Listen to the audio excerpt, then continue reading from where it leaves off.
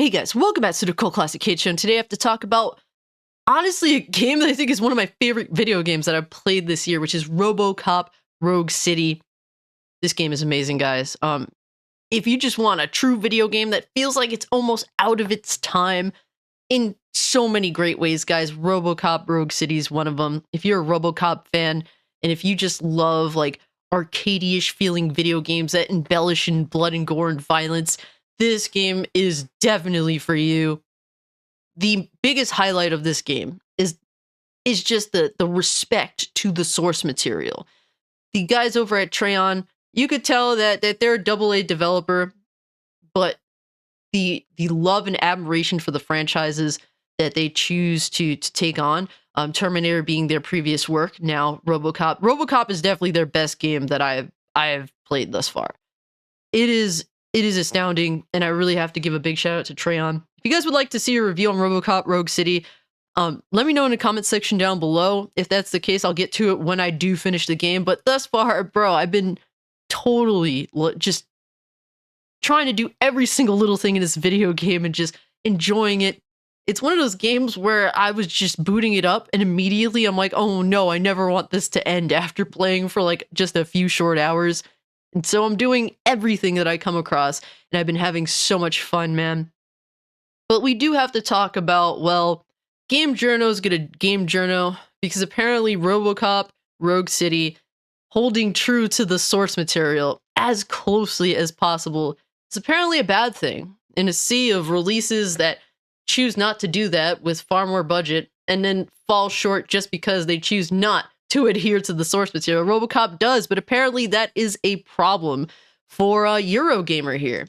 And the title of this Eurogamer article says, Robocop Rogue City Review. AA throwback, too faithful for its own good. And this is by Rick Lane, a contributor reviewer. And he's a freelance journalist, and well, he had some commentary on people criticizing his review. And the commentary that he does happen to have is on Twitter, and he says, my Robocop review had like half a paragraph discussing the representation of the police in the game. And guess what all the internet pricks are complaining about? ? And, you know, the wording is definitely prickish of him, but he also goes on to Screen Cap, who I believe is Vera Dark, who I think made a over-the-top, a bit of an over-the-top, at least thumbnail that says Robocop causes journo meltdown. Now, it isn't a meltdown, but it's definitely worthy of criticism. And Rick Lane, if you're going to have a problem with Robocop Rogue City adhering to its source material, well, yeah, you're going to be criticized about it, because that's genuinely what the gamers, the fans want, that are fans of Robocop. But to get into his article, particularly toward the end of it, is really where I personally have issue with. And it's more than just a half a paragraph, mind you. He's definitely not being truthful there. He goes on to say, Rogue City's biggest problem, though, is that its quote-unquote news story isn't all that new. Thematically, the story covers much of the same ground as the original film, targeting corporate ownership of public institutions, the sweeping aside of the poor for gentrified districts, the shunting aside of human workers in favor of automated machines, and how greed and destitution leads to increases in crime and violence. All of this is fine, but it also repeats a lot of the plot points from the first two films, like OCP seeking to replace Robocop with a new model, and Detroit PD threatening to strike over OCP's handling of the department. And guys, we really must acknowledge the reality that is the differences between film as well as a video game. In film, retreading old ground, retreading, you know, thematic story arcs and whatnot, that doesn't fly. Making good film is like making a sculpture. You chip away at the inessentials to reveal the essential vision. When you don't chip away at the inessentials, then yeah, it makes for an objectively worse film overall. But in video games, it's a different format entirely.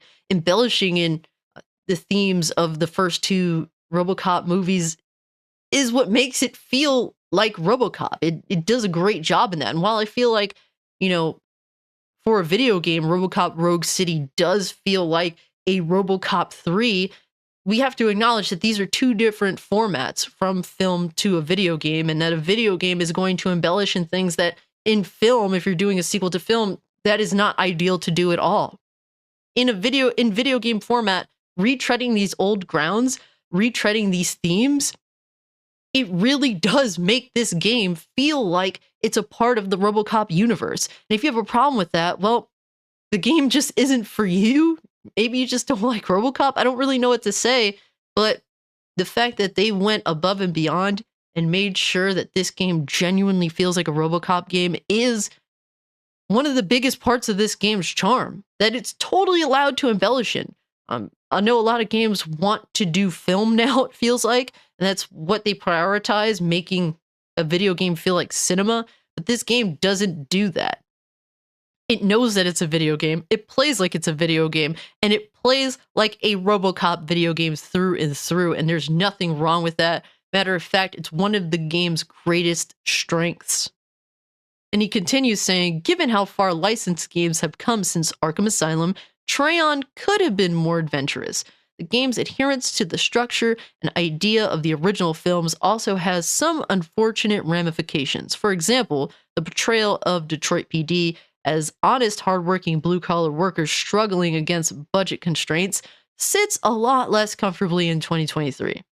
When we know US police budgets are vastly overinflated compared to other public sectors, and that issues like corruption and racism are enigmatic within policing in a way that has little to do with corporate ownership. And guys, basically, this game does not reflect modern day politics and modern day police. So therefore, it's a problem, which is insane to me.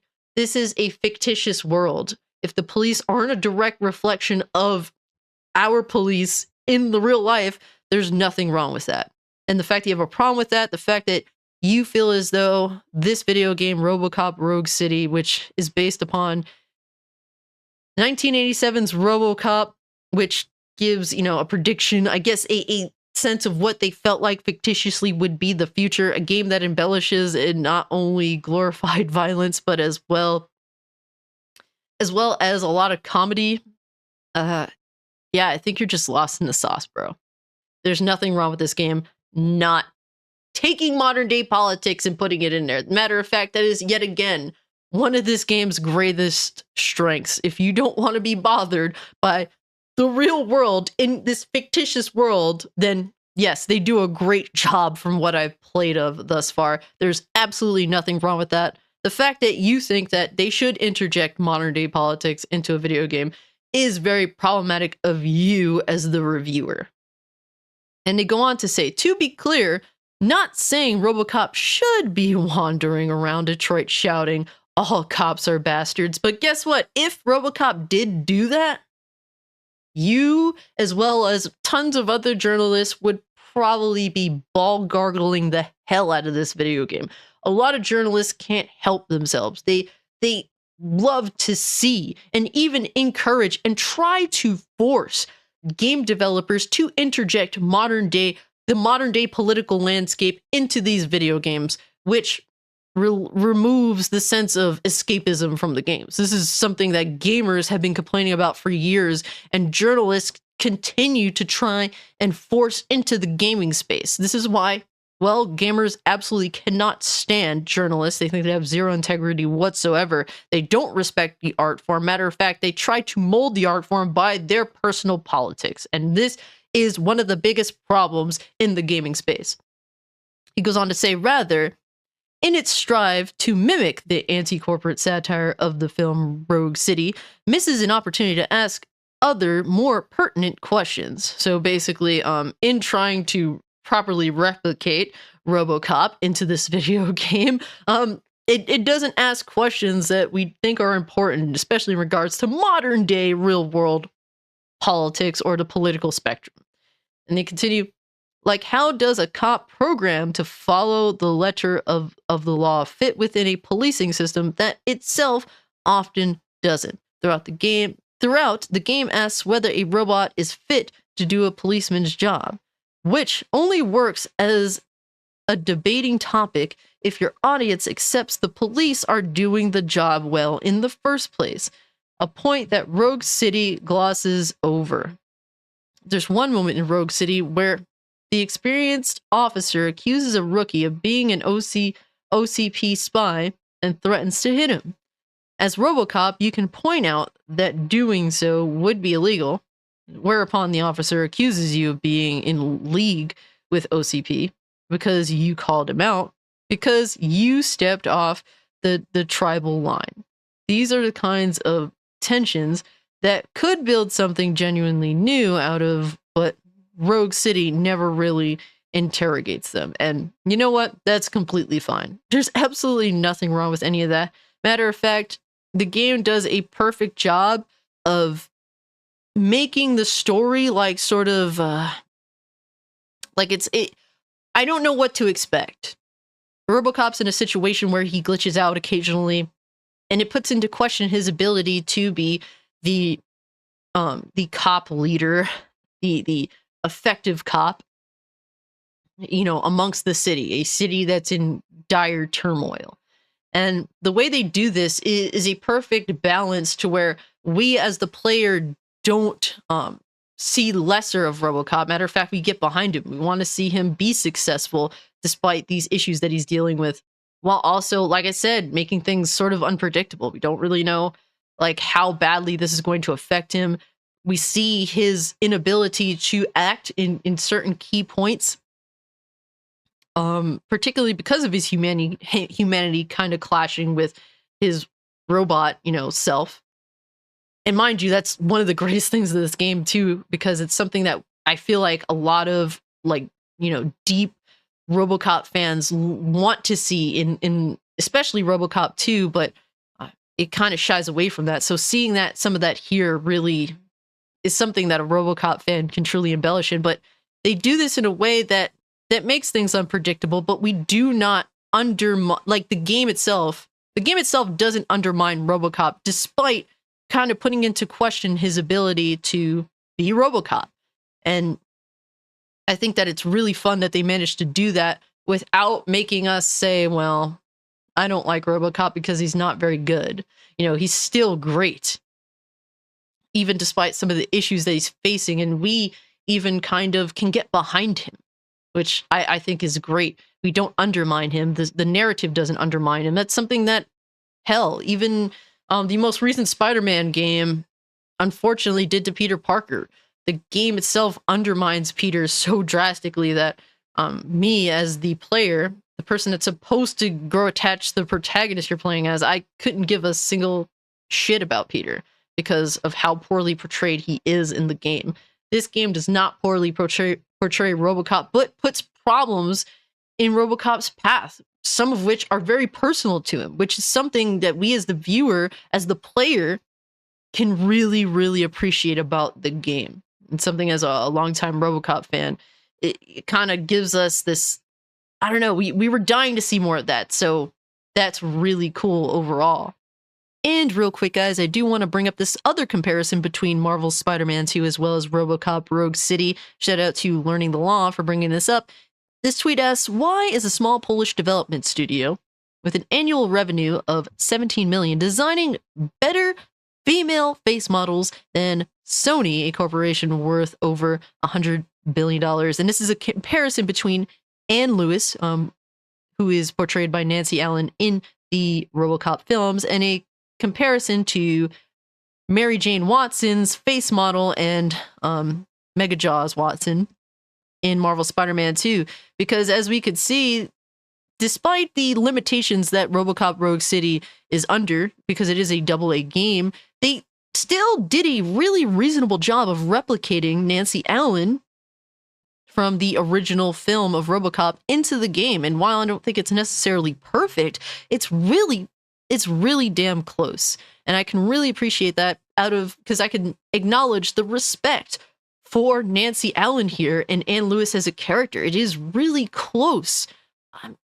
Impressively close, man. I'm so grateful to see Nancy Allen's character replicated closely in this. It shows a respect to the film, it shows a respect to the character, and it shows a respect to the actress, whereas in Marvel Spider-Man 2, not so much. We see this very beautiful model who is very poorly replicated to be Mary Jane in the game. It isn't even close, man. It's kind of sad that that's the case.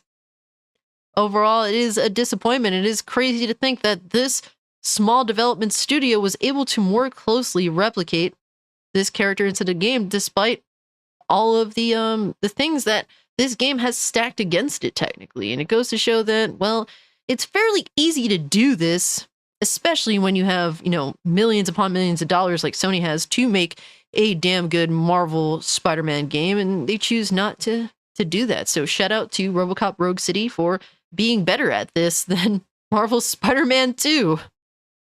Who knew this would be a thing in 2023, right? The reviewer finishes off by saying, yet while Rogue City might not do much that's new, it is for the most part a convincing smile of the old, and not just a slice of Robocop fiction. Alongside being Treyon's best game, Rogue City is a welcome example of a style of a game that doesn't get made much anymore.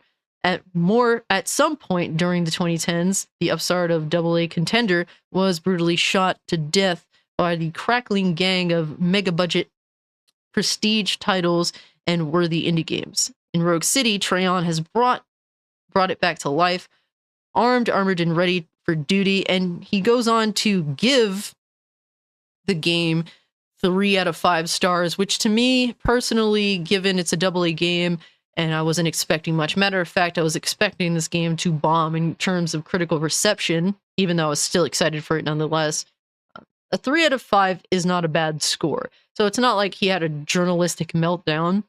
And while there's about 3 paragraphs here that I did read, technically 4, but if you exclude the ending where it just kind of wraps things up, it's technically 3 paragraphs that I do take issue with. Overall, I think that while I completely disagree with him, he doesn't have a meltdown. So that's definitely not the case. But I was honestly expecting this game to score far lower. To this journalist's credit, I was expecting I was expecting journalists to absolutely dump on this game from start to finish, because we are playing as Robocop. We are playing as a police officer. And in modern day, that's a no-no. Even Insomniac was deterred from having Spider-Man embrace the police as somewhat helpful to him. With the sequel to Marvel Spider-Man, they totally just wiped that out from the original game that they had made, because, well, we have stupid journalists that cry about really trivial things because, well, we want to directly relate fiction to real life. So that's been a growing problem. But overall, to dump on this game for not bringing real world politics into it, and for it to be as dedicated to the source material as it is, it goes to show that you just don't like Robocop. And it's fine if you don't like Robocop, but don't sit here and try to demand that Robocop, a video game, Rogue City particularly, should adhere to your worldview. Nobody wants to hear that. This game is catching everyone by surprise because of how good it is, because of how dedicated it is, and to really just complain about this is so petty in the grand scheme of things. I highly recommend Robocop Rogue City. From what I've played, I haven't finished it, but I put a lot of time into it and I adore it.